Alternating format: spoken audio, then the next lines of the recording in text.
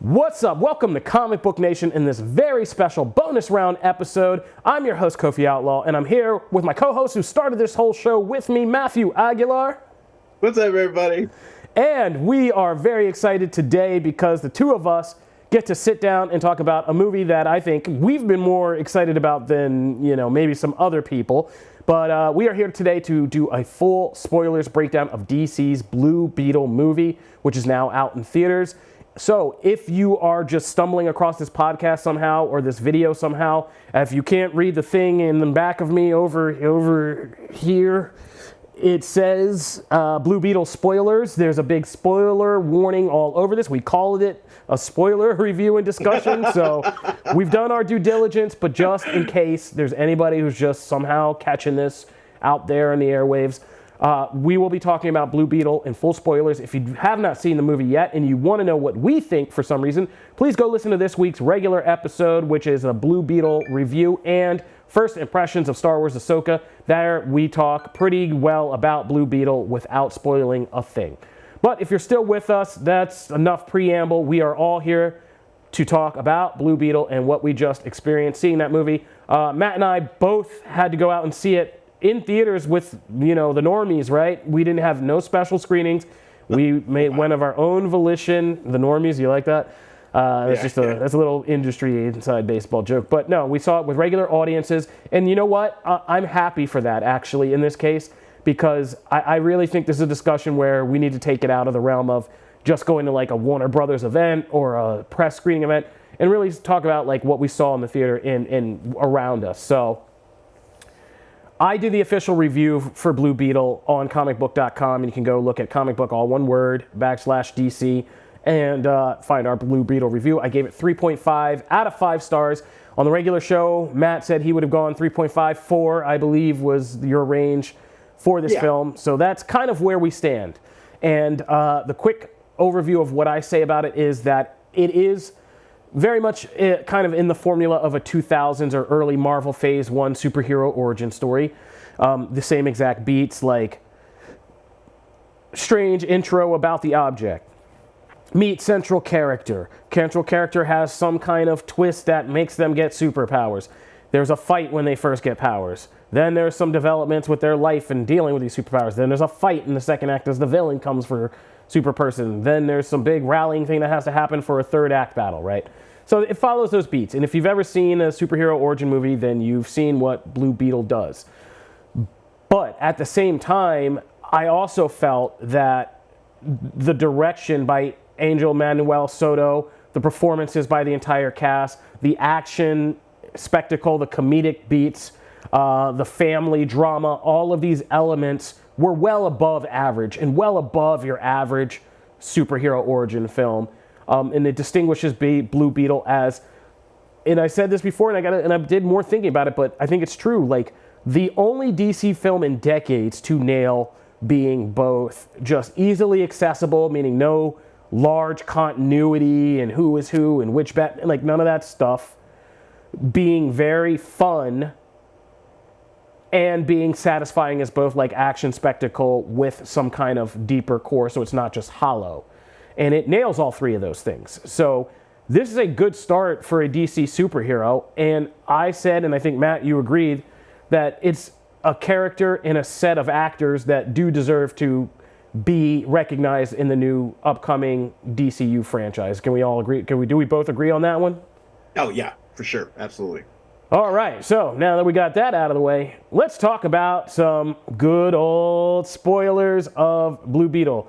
Matt, what was your favorite part of this movie? Or what was the part where you kind of clicked in and was like, all right, because I feel like if anybody knows my career, then you know what happened when I went to see Green Lantern, a movie I had been anticipating for years. No matter what the problems happened with it, I was so deep into the rebirth and Sinestro Corp and all that stuff. But I saw that movie and I literally got up in the first 5 minutes and I was screaming like, this is terrible. I got to get out of here. And my friends yanked me down back in the seat and were like, shut up. Because we were at a midnight screening and like it was packed. And so I was held hostage. And my 1-star review that I got death threats about Green Lantern reflected that. It was like, I knew in the first 5 minutes this movie was going to be absolute trash, and I wish I could have left. But for me, none of that in Blue Beetle. So I'm just curious because I have an answer. But when did you know that this was going to probably be better than your average superhero movie? Oh, the scene. It's actually one of the first scenes, but essentially the scene where they're at the taco place.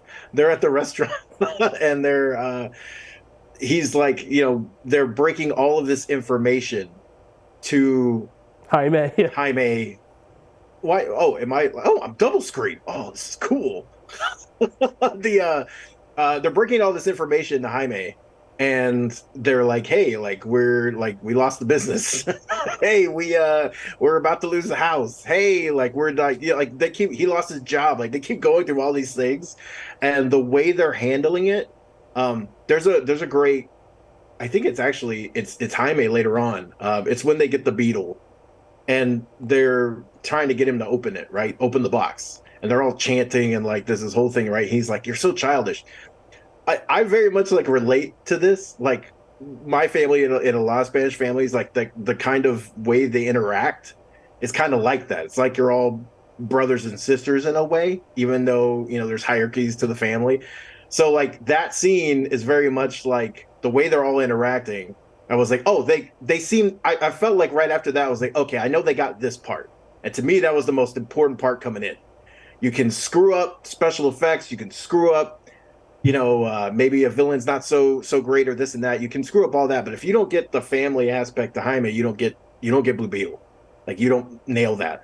And so I was pretty comfortable after that point. I was like, okay, I know they got this. They might screw up other stuff, but they got this. I felt comfortable at that point.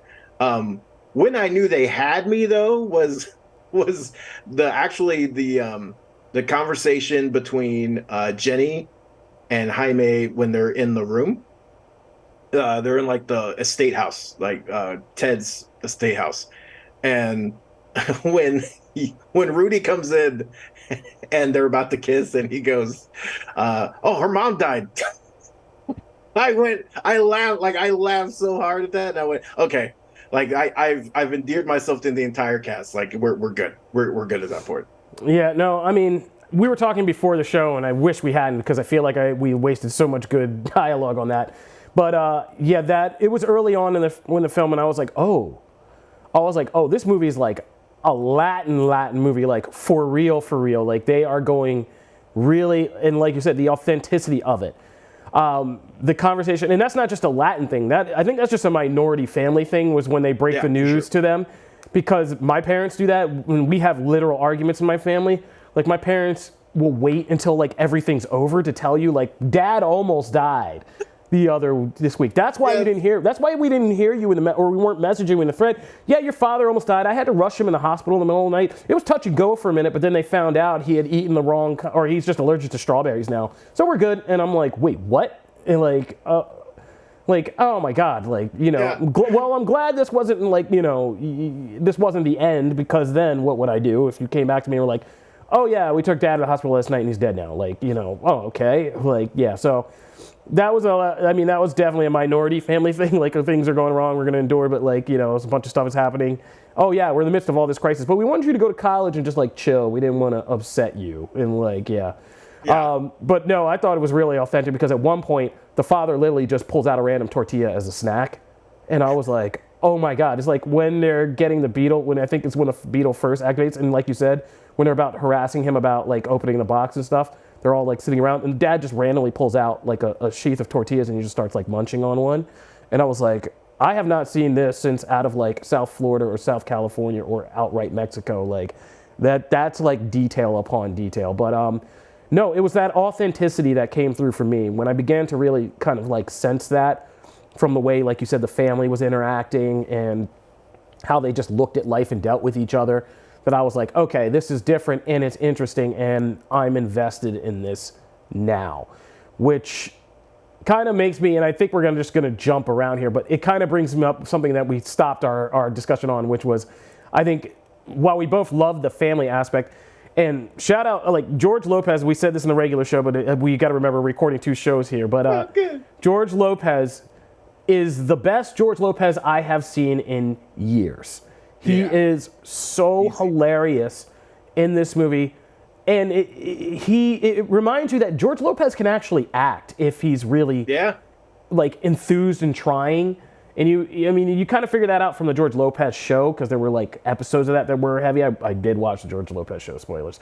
But That's great. Yeah, I love that show. like he can do that dramedy thing very well. And like if you give him a good role that's both kind of dramatic and funny, he can nail that stuff. And they put that to such good use in this movie, because there are such things that he nails that are really ways that he makes the superhero hokey dokiness of this work. It looked weird in trailers, but like him ranting like things like about how Batman's a fascist and stuff, it subtly kind of establishes that there is this universe that we are already in, which is key to this film, I think. Just kind of like, yeah, we're already in a DC universe that is formed, where things happen, where people know about these superheroes, and it's all kind of just mundane life. But that we're in it, and the world building in this is so subtle but so well done, and it's characters like him who are able to deliver those lines, and really he pulls off this weird thing about being like this kind of, what do they call him at one point? Oh man, they have like a great next to him. They call him the Mexican like something or another. Oh, I probably can't know what it is, but yes, I know what you're talking about. They compare him to like the Mexican Bill Gates or something like that. It's like something along the line, saying that like he may, and he has this point in his character, but again, the dramedy of this, like he's funny most of the time, but when he is serious, it's so powerful. Like when he talks about how he has been overlooked without ever being like heavy or overt, but because of who he is and his kind of like, his race, his status, his low economic status, and just where he's come from, and things he had to do, how people overlook him and his talents. And how much of a genius he is actually. But they make that part of the story in a very, very like significant way with great payoff at the end, right? Like we were talking about the bug sequence on the radio show, which is awesome, but that's like also, that's the vindication moment for his character, right? Yeah. And how much he knows tech and how much he can do with it. Oh my God, seeing him do what you said, I think is true, is that he's able to like, scenes that would be awkward or hey, we need to get this plot point in so we can get to the other thing, he masks so well. Like when he makes the jammer, that whole sequence is hilarious, because he's like getting his super jammer thing that he made on his own, and he's fitting things in there, right? About like, well, I cobbled the parts together. I got this. Like, it's not all the nice new chord stuff because it works. Like, he's fitting in all the world building stuff, and then it works. Like, it does the job, and like he's able to. I love the lines when when they're at the base, and she says, "Oh, it's alien." He's like, "Hey, a little touchy with that word." Maybe let's not do that. That made me. I snorted when he said that. Like, that's just two good quips. Jackie Chan with the splinter rat thing, and this. Like, I love stupid word pun things. Like, and that was so funny. Yeah, he's like, they're alien. He's like, I'm not comfortable with that word. I'm not comfortable with that word. And then he's like, and all the little things. He's so relatable. But I agree with you, is that when he has to switch, it doesn't feel like a switch. It feels authentic. When he's consoling Jaime, that comes across as like a Theo, that comes across as an uncle being there for, being there for their nephew. And then it so quickly transitions to him talking about how he feels like a failure because he's in this family. And then you get into all the stuff of like how he was brought here by, Jaime's dad, by Alberto, and like he didn't have to, but he came with him. And like, there's a powerful line in this that I love, and I've actually been like telling people, because I actually talked to my mom about this and talked to some other people, like, you should go see this, right? And we get into some of that stuff, and I told her, like, there's a line that I adore, and he's like, is it hard to cross the border? Yes, it is hard to cross the border. You know what's harder? The next 20 years. And he goes into like, it's you, because of all the things you have to navigate and everything like that, and especially with a family like this where some are citizens, some are not. And it's this mix, and you're trying to protect the whole, and like how closely they bond. There's so much of that. He goes into that in that sequence. Yeah. And it flows from point A to C, and then it moves back to Jaime and like, okay, let's move you to the next goal. It does it so effortlessly. And I Yeah. just think it's impressive. I mean, this is the most George Lopez knocked this out of the park. I thought he was fantastic through and through. He just brings a buoyancy and a life to this, and I think all the family members do in their own way, but especially him. Yeah, the script by Gareth done it. Al Soker, I believe is how you pronounce his name. I'm going to butcher some names, and forgive me if I do. I'm so sorry. But the script for this is really good in the way that it takes so much of the Latino experience and doesn't. It's woven into the DNA of pretty much everything that happens in this movie from the jump. But it's never overpowering, and it's never too preachy, and it's never too like, hey, this is a movie about, our culture and our suffering. It's just in the characters. And like you said, there are these great, fantastic sequences that make this movie so much more serious and impactful than it would have been otherwise, right? If they just tried to say, on face value, we're just going to cast a bunch of Latin actors, but just basically have them act normal and like not acknowledge their culture or anything like that. But no, it's woven into everything they do, as culture is. And yeah, there's implications about the difficulties of kind of illegal immigration or just immigration in general, the horrors that these people have escaped from and what they've seen, and why it is, later on, why they're able to handle some of the things they handle. Even, Abuela, who in just one, she doesn't even explain things, because she does what an old person does, right? And this is an old black thing and an old Latin thing, because of those times and the horrors that, our grandparents saw. You often ask them like, oh, this, and they kind of demur, and they say, oh, I'll tell you about that sometime, or, let's not talk about that. Let's talk about, because they're concerned about, because they did everything to get the family to hear, and they're not trying to, they're trying to get things ahead and talk about, let's talk about you in college and everything that's going on with you. And so that was very authentic, but like, she never comes out and has a deep speech. There's just this sequence where she picks up an alien minigun, is spraying people down, and she says one line in Spanish, no less. And it's something like, death to the imperialist, or something like that.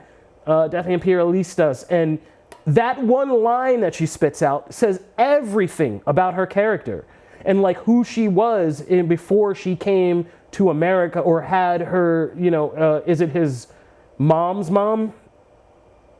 I forget. His mom's mom. Yeah. Before she had like our daughter, and like did all that, and like what she had to do in the old country, basically, and the violence that she saw and participated in, apparently as a freedom fighter. I know. And like when they're in the ship, and she's like, "Oh man, we need show me the map." She's like, wants to see the blueprints, plans, and they're like, "How do you know that?" Like, and the mom keeps going like, "Oh, well, this is a story for another time." Like, there's all those little awesome Easter eggs, and this is the same lady who like has her coffee stirred by someone, and who like is listening blissfully to her little Walkman sewing, early in the thing. I mean, as someone who's Walita and my Nana lived with us for a long, long time, it's very much like, it just, I don't know, it just like took me right back having them there. And then you ask them about their history, and there's so much.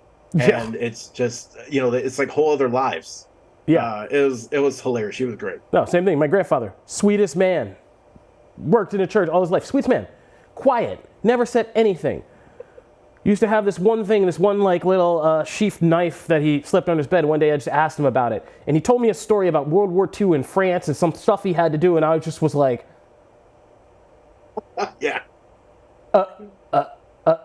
I was like, oh my God. And I don't think I ever asked him again. I was like, okay.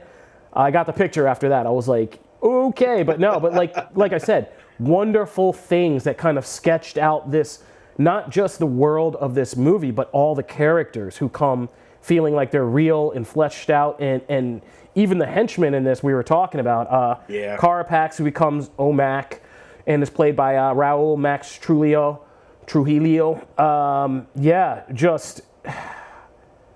He's just the story they add to him, because for a while they imply throughout the movie that he has these deeper motivations. And he's a good actor if you've ever seen him in Mayans and other stuff. And so he does like a real serious kind of conflicted thing with him and his weird relationship with Victoria Court. But when they get to the climactic moment of, I think is it Jaime, when they're connected, he kind of sees into his head, or like what Yeah. he's been through. Yeah, Yeah. like, and he sees the horrors of what happened to him and what happened to his family and his mom and all of that. Like, again, this is a cultural touchstone without being too heavy or even even broadcasting that this is specifically cultural, but it's such a necessary piece to adding depth to that character and that actor's performance of that character, that it makes you feel things on such a deeper level for what is supposed to be the dispensable henchman character, right? Right. And yeah, that was just so well done, the way they added these sketches and this kind of depth to the characters without overpowering things. And even Jaime's dad, from just physical example, like I was just noticing, like the scene where he dies and the kind of second act showdown outside Jaime's house, which hilarious logistically, be that nobody comes to that. Like an entire house gets shot up and burned down. There's no cops, no fire people. Like neighbors are just kind of like, oh, crazy other day in the barrio. And it's like, yeah, no. I was like, so some of that is very kind of hokey in the production values. I mean, obviously they couldn't probably cover the spread of filming Michael Bay style, like every precinct running out and all the cops hopping in the car. But I get that, and you don't need it, really. But yeah, just his physical action, the dad, the way he's like, with all the guns, he's still kneeling in front of the family and spreading his arms and saying all that stuff. Like, you get who these characters are from the story of what he did to bring his family over, and then to see him in front, like, yeah, he never once like puts down his arm or is scared for himself. He's always like talking about the family, and even when they're going to shoot them, probably. And this was like, I was like, man, I love this movie and I love his family. When he's just like, everybody's under the gun, and in every other movie, like, the dad then cracks and goes, no, don't shoot my wife, don't shoot my daughter, like, I'll tell you anything, I'll do whatever you want. He's just like, no diga, nadie, and he's just like, we're not telling him nothing. He's like, all right, like, whatever it's gonna be, like, we're not telling you anything, we're not giving up, like, my son. And even when he's knocked down, right, when Milagro is on the ground, Millie is on the ground, and he falls, right, because he got hit, it gets hit in the face, and he gets hit in the face or the mouth or whatever, and he gets knocked down, and he, like, she's obviously, like, losing it, yeah, emotional, and he's still like, it's gonna be okay, it's gonna be okay. Oh, yeah. He's like, I don't know, there was just something about, I lost it at that whole sequence. There's that whole sequence, and like, obviously we're in the spoilers, right? So when he dies, well, I was like full on tears. I was a mess. I was like, oh my god. And I didn't expect it, because like, we've seen characters and families, or like best friend, or an ally or whatever, die in superhero movies, right? We've seen that. Like, sometimes that is often used in the comics, especially like as a catalyst for the person, and that's why that trope gets so hammered all the time, is because, like, hey, we've seen that a lot and whatever. But here, I just thought it was so well done, and again, it goes to the acting of the cast, right? Because it's also how they deal with it. It's the whole family being there and seeing how the ripple effect hits them all makes it more impactful. And then, that leads into, not a speech, not even her speech, but she doesn't say very many words, right? But the words she say matter. And when she says, like, there will be a time to cry, right? She's talking to Millie, like, now is not that time. Yeah, that was the most Latin thing I've ever heard, because I've heard that in my life, and it's only ever come from older Latin women who have said that exact same set of words. There will be a time to cry. Now is not that time. Yeah. And you're like, oh, man. But it all leads, it's so well done. And yeah, I mean, this movie had a couple moments where it hit me hard. Like, that they really layer that emotion in. And I think that's what balances some of the, budget things, or sometimes the kind of 2000s feel to the, like, overall origin story and things like that we've seen before. That is the stuff that balances it out so well. And oh yeah, that's why, if you take that away, yeah, it's like, it's a fun thing, fluffy thing or whatever, but that's the stuff that matters. Yeah, there's a thing in superhero movies and anime, especially anime, and there's a lot of anime Guyver feel in this version of Blue Beetle. Yeah. If you guys know that reference to Guyver, like all that. And ever since they started launching this version of Blue Beetle. And so there is a very anime-esque kind of scene where Jaime, of course, is at the end and they're trying to take the Scarab's power for Omac, and he's having this vision in his head of trying to unite, and he's trying to unite with Scarab, which is a great sequence because it shows you like what's happening in his head, what's happening in the real world, how the family is getting near in peril, and all this stuff is happening in this kind of simultaneous set of moments. But the thing that got me and had me blubbering and whimpering was the vision when he talks to his father, because that was what's so messed up is like the father dies but he's not there, which is so unusual for a superhero movie. It's like it's got to be a dramatic scene like the father dies in the superhero's arms, right? But he's not even there. He doesn't even know his dad's dead until he has this vision, right? Which is, again, slightly cultural but like really profound in this, but just kind of knowing and meeting the spirit of your ancestor or your father, like in Black Panther and stuff.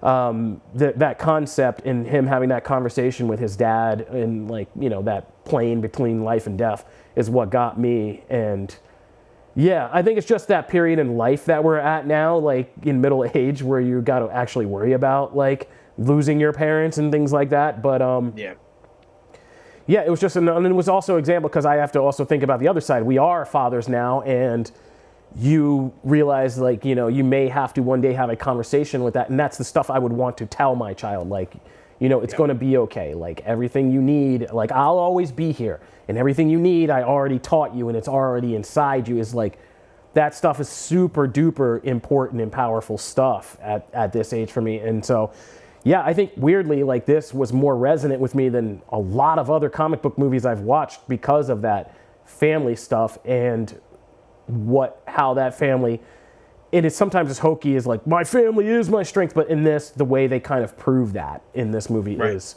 really significant.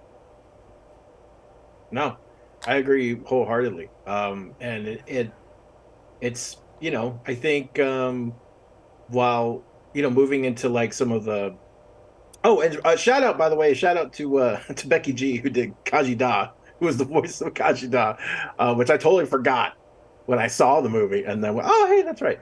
But I think the sequences, that sequence particular between them when like Kajida and Jaime are bonding and they're talking. But I think that sequence with the dad like leads into that so well about purpose and all those conversations, because like, I didn't find my like career in life till I was actually older. Anise is kind of like the same way. Like we're like, it took us a little bit longer to find like what we want to do or what we're semi good at, you know what I mean? And so like some of those themes also resonate really well for this. So I think they handled that beautifully. I know you really liked Victoria Court. Yeah, I was about to say, oh man, you're taking my transition. I was going to say, let's get in something, because we're talking very friendly here and we're all agreeing and we're shining praise on Blue Beetle. But there were some things we didn't agree on, and let's get to one of the biggest one, which was Susan Sarandon as Victoria Cord. It's always kind of weird with these kinds of villains who are just kind of like the Lex Luthors, the masterminds. We can see if people don't like how they're portrayed, it kind of quickly goes down the tubes, because there's not a lot to like think there's cool about them. If they don't have like a power suit or superpowers and they're not going to do a fight sequence or stuff like that, then what is the villainy? I personally think that I liked it because I know who Susan Sarandon is as a person, who is this like incredibly progressive liberal person. But you need somebody like that to understand how to do. I think there's a lot in Victoria Cord that's very subtle, and how she uses kind of what her weaponry of manipulation is. She takes everything that's like maternal and kind of nurturing about like a woman, and she weaponizes it, right? Like, and she makes some choices. And again, there's an offbeat thing about this movie that I love, is like when she's talking to Carapax in one scene, and she's saying something to him that can really possibly piss him off and make him like even potentially, you think, feel like the tension of possibly hurting her. Instead of her like having some kind of like dog leash or like, oh, I can turn you off whenever I want. What does she do? She like grabs his big crushing metallic hand and she places it like right over her own heart. And she's like, looks him right in the eye and she says, remember? You like remember how well I've taken care of you? You know, how well I've done for you? And I feel like there's a level in kind of commentary. Like I said, there's a, like we are able to pick out the kind of cultural touchstones to this. I feel like there is another kind of layer to her performance, which is out of this kind of, you know, white lady, very rich, who's kind of exploiting these things and these people. I love, what's his name from What We Do in the Shadows role in this. I think Harvey Aguilar, like whose entire purpose in this movie is to kind of, I think he was added, even cast late in this, and I think it is to help convey like what the storyline behind her character is and her performance and who she, and what's really wrong and rotten about her is his whole thing. She just keeps calling him Sanchez. Dr. Sanchez. Yeah, and he keeps saying, like, I'm not Sanchez. And he's like, yeah. And that whole running gag and then like, oh, we can get another Sanchez. And it's like, that's how she really views these people and this culture and this family ties and all that stuff.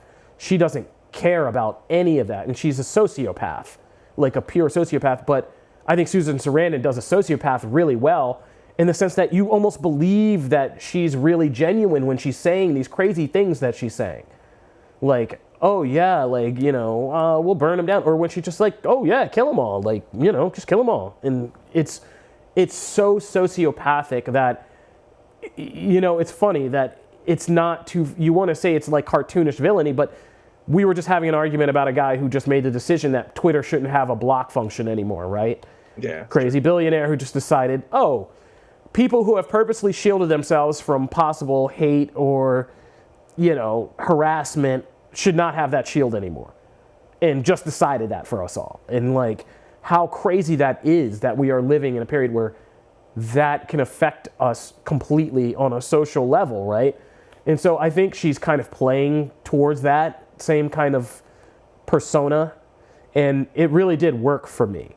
Like, I really did like it. I would love to see, I think it would have helped, and we'll get into the Ted Cord of all this, because I know you murked out from all these Ted Cord references and things, but we didn't get to see the kind of dichotomy between her and Ted and like what made them different, right? And so like, I think that part was missing, but I liked her as that kind of Musk-esque sociopathic billionaire Karen lady. I think she nailed a lot of different things in that performance. And I think that it was more subtle and layered than she will probably get credit for. But that's just me. Let's hear why you did not enjoy it. Well, here's the thing. I actually agree with you on a lot of that. I mean, I just, there's parts of it that like just felt kind of typical for that type of villain, that type of like mastermind, you know, behind the scenes thing. It was executed well, and I think she did a good. Actually, my favorite stuff is actually her in her interactions with Jenny, because I actually really liked Bruna as Jenny Cord a lot. But those interactions to me showcased that the most, and so especially like towards the end of the film and stuff when they kind of get into it more. And they have like whole conversations. And even when Jenny, I actually think some of the best stuff is when Jenny relates, Jenny relates to, hold on 1 second.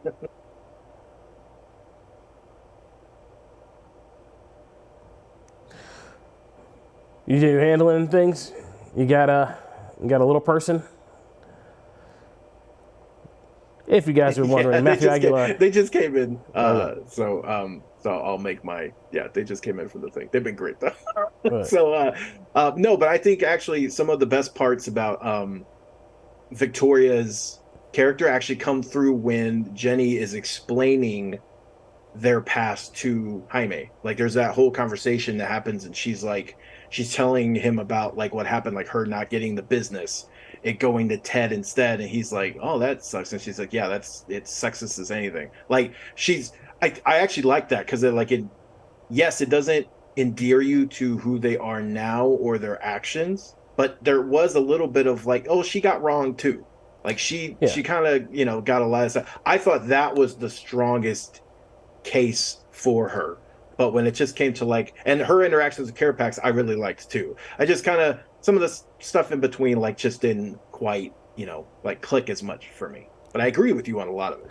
And there's also a subtle thing that they don't explore in the movie, that like her specific kind of angst with like Latin people and all that also has to do with the fact that Ted Cord obviously Right. like married or fell in love and had a child with a Latin woman in this version of things, and that like she always is kind of talking to Jenny in that kind of weird way.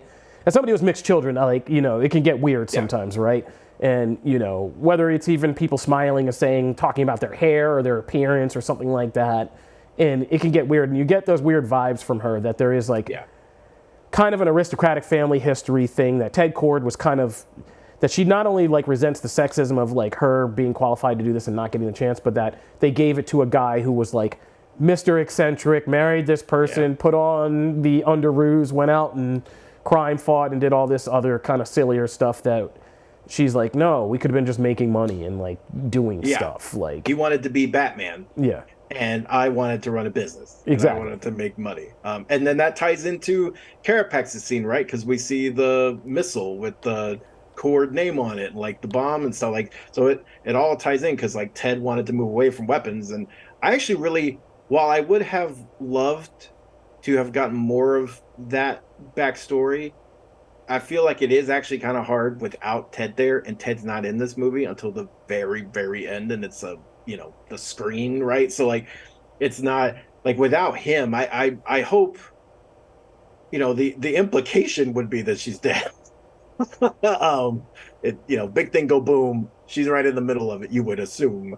But this is the world of superheroes and comics, so you never know, right? But I think it will be interesting to see how that's reflected if we get a sequel with Ted, because I did think they did a lot there through Jenny again to kind of build up like who he was. There's this pride she has about her dad, and you see it when like she's showing them the bug, or hey, you want to see my dad's weapons? Like, she's showing all this stuff, and she's like, there's a pride there. And then they have that conversation earlier, and she's heartbroken, and it's also very authentic of like when you bottle up something that long and you finally have someone to talk to about it. So like, there was, I thought they did a good job. It was super cool being in the base and seeing the suit, especially the classic suit, and them referencing the lineage and stuff.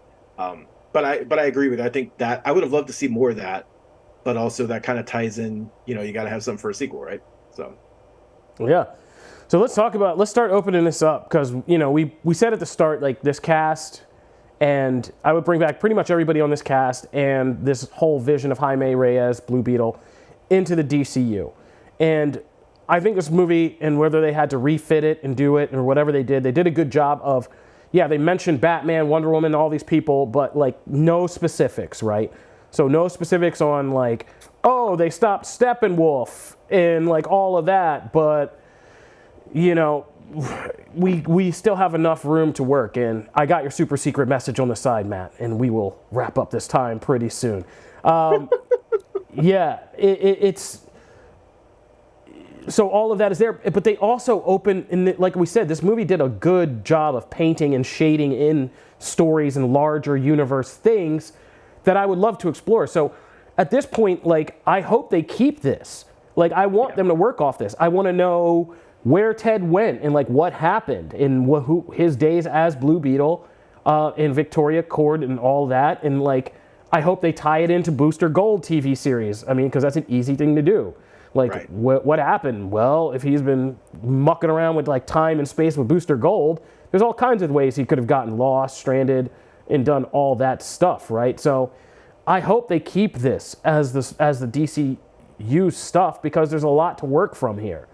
And like, I want to know like all of this backstory and see more, or even just see something that shows me it doesn't. And I can imagine Susan Sarandon being one and done, but I would love to see, like I said, something that touches on the history of Ted Cord's Blue Beetle and his sister at their younger ages, recast with another actress, but get into all of that and like what's happening.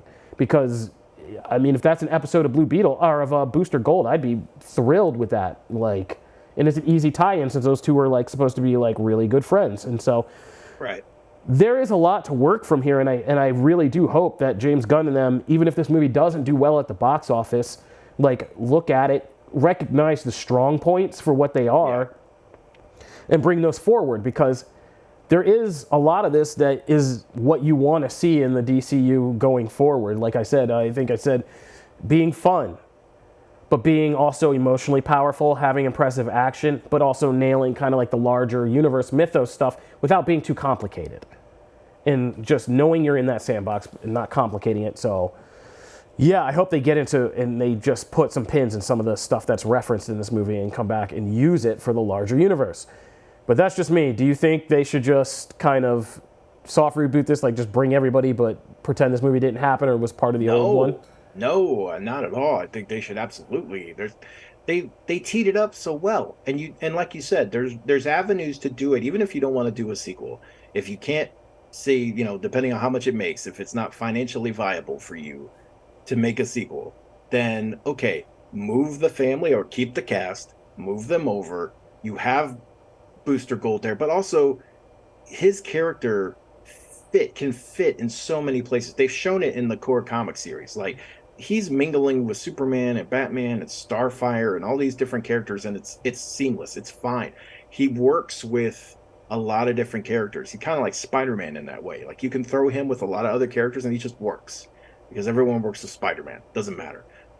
So I think if you can't do that, because there's so much room for Ted Kord, I want to see what happened there. I want to see where he is, what happened to him.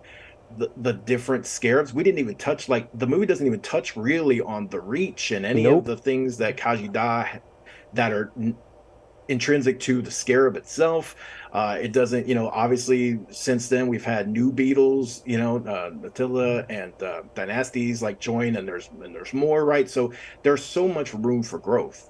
So keep it.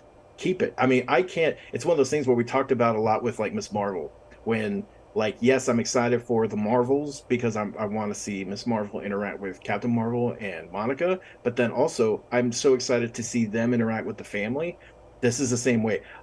Whatever Superman Legacy ends up being, or Batman, or any of these other movies that are in the works, I'm so excited for those characters to like come to the Reyes house for just a couple scenes and see how they interact. You know what I mean? Like someone tries to take, Rudy's, truck Taco out for a ride, and like you see all the other stuff. Like I can't wait for that. So I hope they don't. Whether we get a sequel or not, I hope this group stays intact because it's worth it. All right. Is there anything else you want to touch on before we get out of here with your Blue Beetle review? For those who didn't listen to our first thing, the Vix scene had me rolling. Vix, I laughed out loud when that happened. I was ripping Vicks vapor rub on my kids last night. Yeah, it's such a great scene, and there's just so many of those moments throughout this movie. I encourage you to go see it, or at least watch the trailers and give it an honest shot. But I think you'll have fun. This was fun. It was nice to come out of a DC movie and have that energy and feel like, oh yeah, that was just like a really good time. So definitely go see it. Yeah, and something different, not just a Marvel clone, like something distinctly different. So, absolutely. Yeah, who knew? I mean, I feel like it's going down with a quiet thud here, but I didn't expect this would be the way we got into like high praise of the DC franchise. We all put our eyes on Flash, but really, kid, Blue Beetle's the one that's kind of pulling it off. So go see Blue Beetle. Like, that's our recommendation. It is worthy of seeing on a screen. I enjoyed seeing it with a crowd. People laughed at like we were all laughing at the right times. People felt like powerful emotional moments at the right times. And like a lot of the spectacle and stuff, people were sitting up and nobody seemed like they had a bad time. So I encourage you guys to go check that out. Otherwise, check in with us regularly on ComicBook Nation every Friday when we do our regular live show. We cover all things geek culture, not just the kind of specific topics in these specialty episodes.